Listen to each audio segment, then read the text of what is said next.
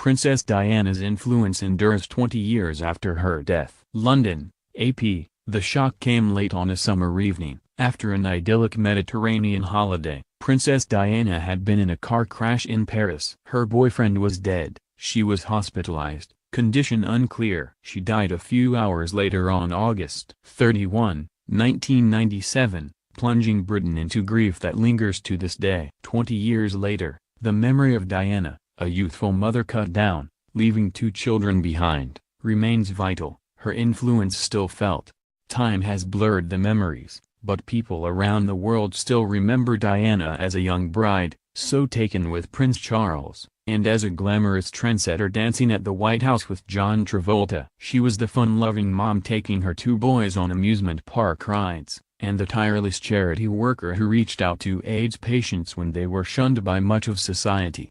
The sons Diana left behind, Prince William, now 35, and Prince Harry, 32, are playing increasingly important roles in Britain's national life as the public focuses on the next generation of royals, sometimes at the expense of William and Harry's father, Prince Charles.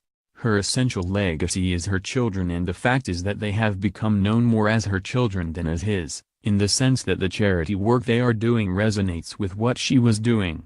Difficult issues like mental health, just like she took on AIDS, Diana biographer Andrew Morton said. So she has a living legacy. Morton's 1992 book about Diana revealed the depth of her despair, her struggle with a serious eating disorder, attempts at self-harm, and what he calls the deep unhappiness of her union with Charles, which ended in a bitter divorce in 1996. It was supposed to be so different. Charles was heir to the throne, and Diana's entry into the royal family meant she was likely to become queen one day. Theirs was perhaps a common story of infidelity and broken vows, but played out on an uncommonly public stage. Each used TV interviews and books by favorite authors as megaphones in their bids for public sympathy. Charles, with his somewhat stiff demeanor and unapproachable public persona, could never compete with Diana's doe-eyed appeal, especially when she famously complained there had always been 3 people in this marriage, an arch reference to Camilla Parker Bowles, who would marry Charles 8 years after Diana's sudden death. Many saw Diana as a young mother wronged by a privileged older husband's refusal to give up his lifelong mistress, even though the princess admitted to affairs of her own. Refusing to fit the Windsor mold, she sought new ways to cope with fabulous wealth, worldwide fame, and sky-high expectations. She reached out and actually touched AIDS patients, a taboo at the time, and traveled to former combat zones to highlight the dangers landmines pose to civilians. Many felt they could relate to her when she recounted her own battles with bulimia and talked openly of her disappointment and loneliness. Some remember her for bringing a refreshing informality to the royal family, for example, taking young William and Harry in 1993 to Thorpe Park, a popular amusement center near London where they squealed and screamed along with everyone else on the water rides.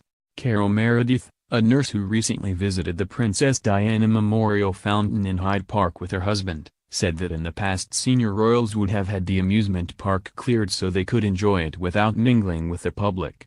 Today, she said, the royals aren't like that. Diana changed that, she said. When she used to take her kids to Thorpe Park, she enjoyed being with everybody else and doing the same as everybody else. She changed what you think of the royal family. Meredith's husband, Andrew, said Diana was different from other royals.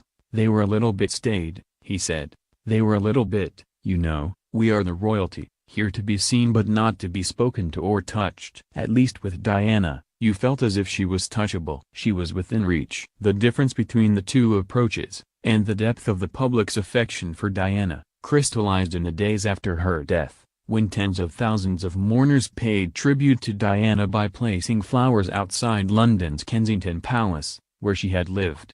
Queen Elizabeth II was on vacation in Scotland at the time of the accident, and she remained there for several days. She declined to lower the flag atop Buckingham Palace to half-staff, citing protocol, as rare public anger mounted against the monarch. Elizabeth seemed, publicly at least, unmoved by Diana's death, even as the Prime Minister, media-savvy Tony Blair, coined a memorable phrase in describing Diana as the people's princess. The Queen eventually relented and came to London to pay her respects. The royal family then took steps to regain public favor, in part by adopting the more people-friendly approach Diana had used. Chloe Dyson, a secondary school teacher also visiting Hyde Park, said Diana remains an inspirational figure 2 decades after her death. She still obviously has a strong image in the British psyche, Dyson said, adding that Diana's accessible approach brought her closer to the British people than other royals.